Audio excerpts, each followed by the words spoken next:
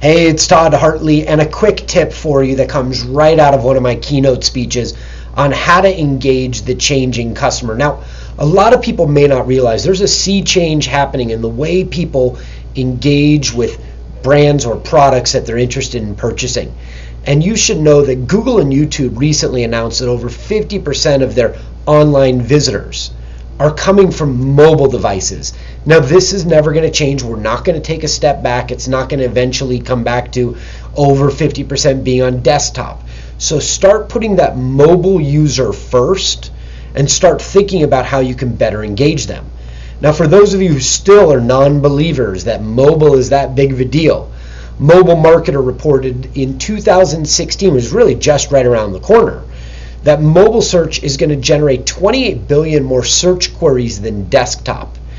And these mobile users, people that come onto your site, they react differently. 70% of mobile searchers are going to lead to an action within 1 hour. And if your site isn't mobile friendly, 40% of them are going to leave and go elsewhere. In other words, the mobile customer is ready to take action, and you have to be prepared for them. This next part of the tip comes from Think Insights from Google, and they recently reported that over 56% of maternity-related searches are now happening on mobile devices. So not only is it changing the customer, but it's changing the patient and the way they interact with information.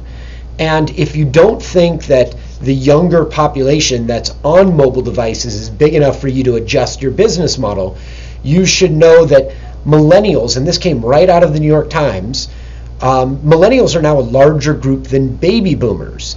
And if you combine that piece of information with a Pew industry study that found that over 84% of seniors are now connected to mobile devices, well, there you've got it.